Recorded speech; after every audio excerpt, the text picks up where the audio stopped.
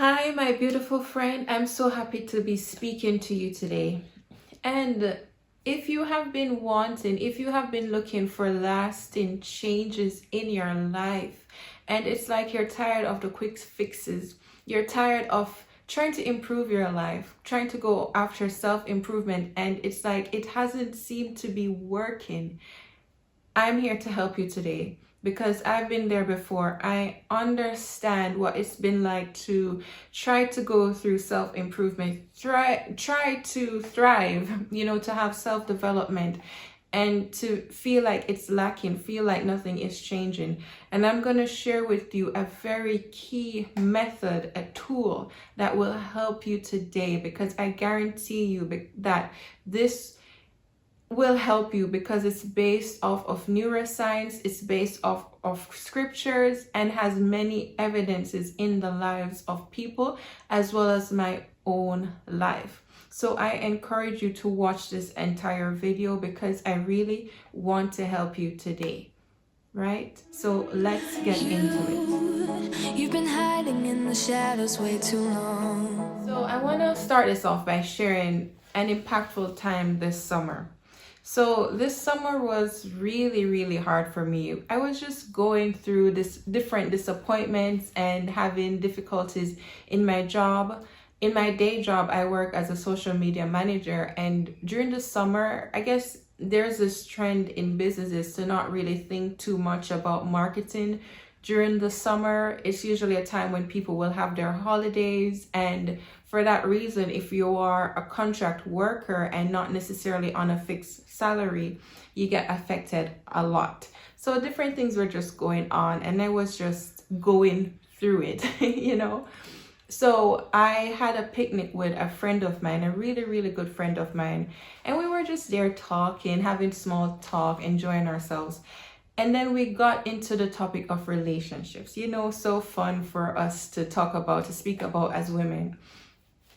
And then she shared something with me about how she got introduced to this resource, this book that helped her to rewire her mind and helped her to have a positive perspective. But it wasn't just, fluffy words. It gave her, effective tools that she could use to really just see her world from a positive mindset.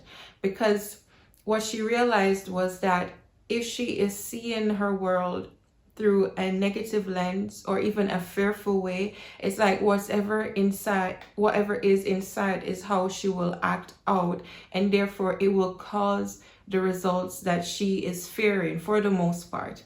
And that just got me intrigued. So anyways, when she shared with me how she wanted to really use this resource in the area of her relationships and how she related to men, she told me how she would write down maybe some negative thoughts that she was having and then think about the positive, and even sometimes pause and reflect and think about what she would want to believe versus what she was believing at that time.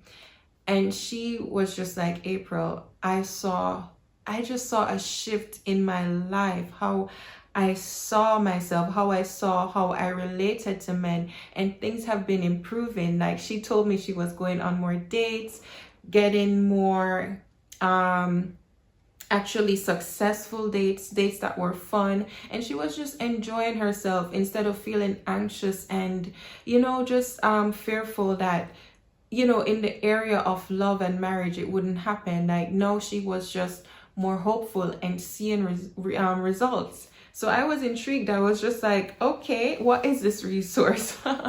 And my friend is a native Spanish speaker. So the book that she told me about, she told me the Spanish version. She couldn't remember the English one, but she said that the author is Dr. Carolyn Leaf.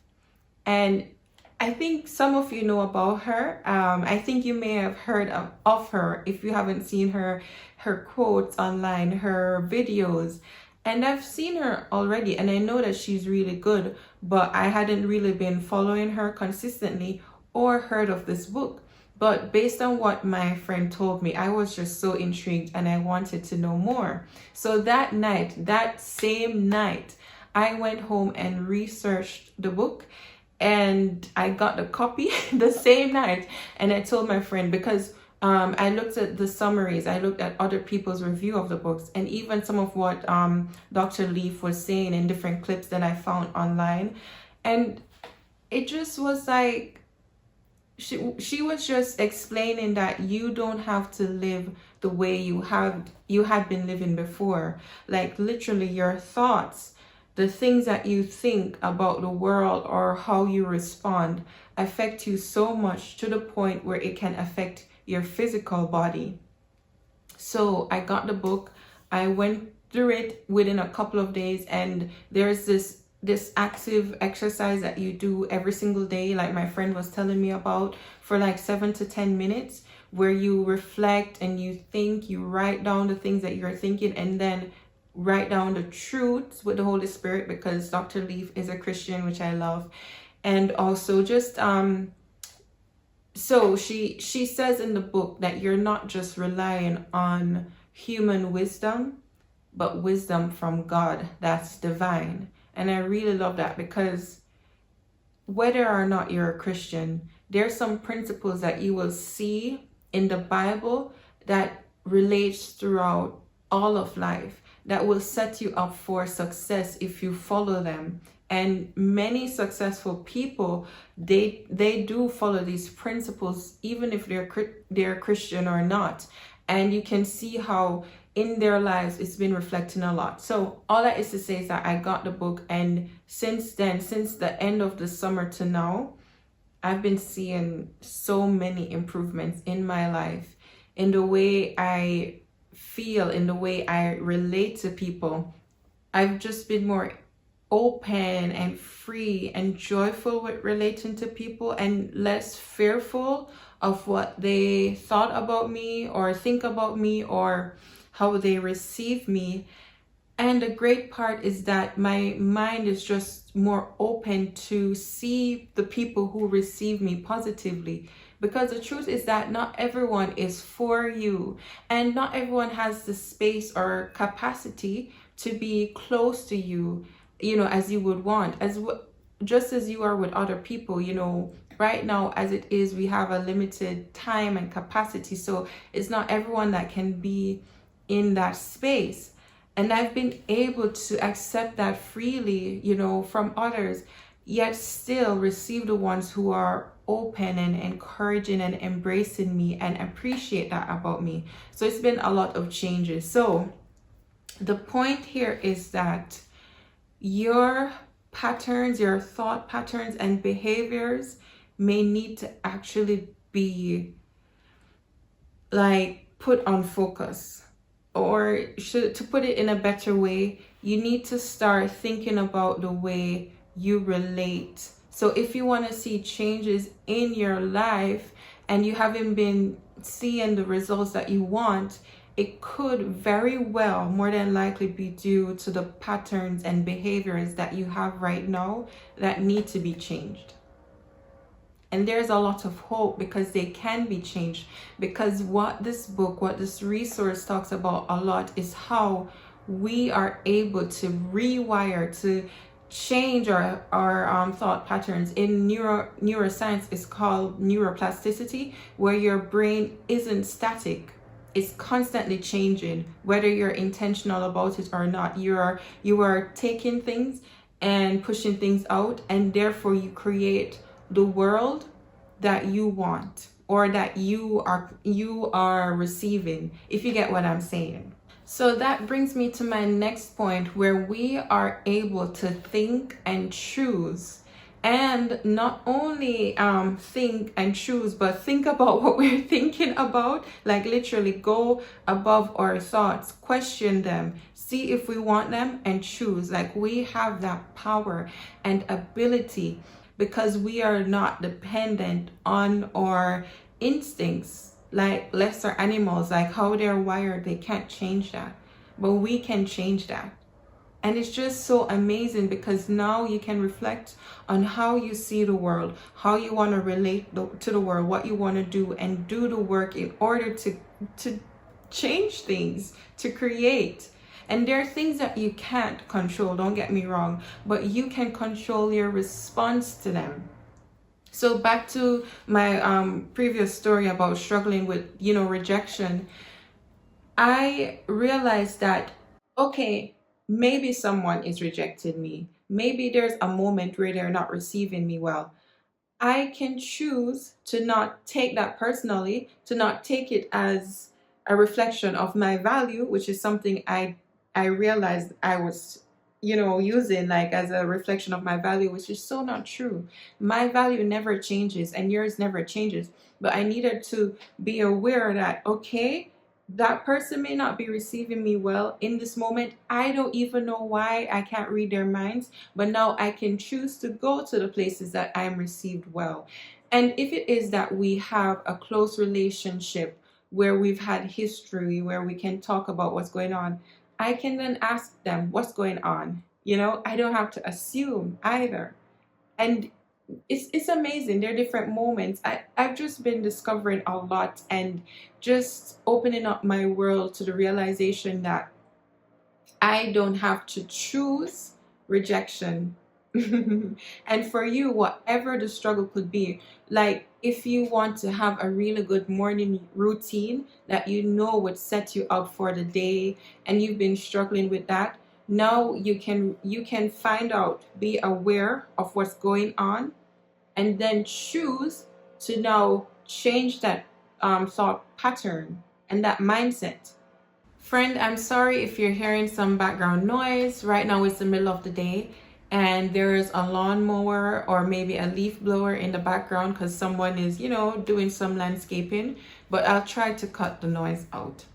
But to continue, so the thoughts will come, right? The different thoughts, and you have to choose whether or not you will accept them. So back to my example as to if you want to build a good morning routine, take the time to reflect and to think what you actually think about your ability to have a good morning routine. Do you believe that you can? Do you feel as if you're lazy or you're not able to change, your patterns? Because if you feel that way, you're more than likely moving in the behavior to make that thought pattern true. And the thoughts will come, whether they are truth or lies, but you have the ability to choose them, to, you know, choose whether or not they will be true for you. And that brings me to my next point, which is that in order for this to be really effective, you have to be self aware. You have to become really, really self aware and choose what you would like to keep versus not. And you have to be aware of your feelings. You have to be aware of your thought patterns. And I personally understand, like, going through a time where it may be difficult understanding what you're feeling. I used to be that way. Sometimes I used to be going through something and not even know what I'm feeling, and therefore not able to get the help that I need. So maybe we can do an exercise right now where take some time to pause, feel your body, and think, what am I feeling in this moment? And the feelings are related to the thoughts. So it's also related, but think about, what am I feeling? And if you have difficulty knowing what you are feeling, I encourage you to go and get the emotion wheel. I spoke about it in my previous video, where you use the emotion wheel to really pinpoint the feelings you're feeling, right? And now ask yourself, why am I feeling this way? And as a believer, if you are a believer, I encourage you to ask God to help you with this, because He is the wonderful counselor that will guide you into the right path. So ask Him, why am I feeling this way? And I love sharing this because this is something that a pastor of mine shared with me many, many times, and now it's starting to sink in, where you need to know what's going on, why it's going on, and then ask, what do you need? So if it's that you want to have lasting changes in your life, right? So the exercise was, what am I feeling? Why am I feeling this way? And what do I need? So think about what you need. And I want to encourage you to go into even further, whatever area in your life that you would love to see changes and improvement. Think about that area. Maybe write these down so you can do this later on. Think about what you're feeling related to that area, why it is you're feeling that way, and what you need. Because you have much more power and authority and control than you realize. And you can make the lasting changes that you need. And I remember this story that I heard a while back, and I think it's in another book called The Seven Habits. But it was like of this lumberjack, right? There were two of them, and they were chopping down trees, and they were going about their job. And one lumberjack was able to cut down more trees than the other. And the one who had less trees, he asked the previous one, why is it that you were able to cut down more trees? And that lumberjack said, I consistently sharpened my saw. So what the analogy of this story is saying is that when you're trying to do something that will really improve your life and to have lasting changes, take the time to sit down and reflect as to what's going on and what you need, not just going through the motion or even stopping because you're discouraged because you think it's not working, but sit down, sharpen the saw, and get back to work. Fix what's going on, fix the tools, the methods, make it better for you, and go back. And I really encourage you to do this.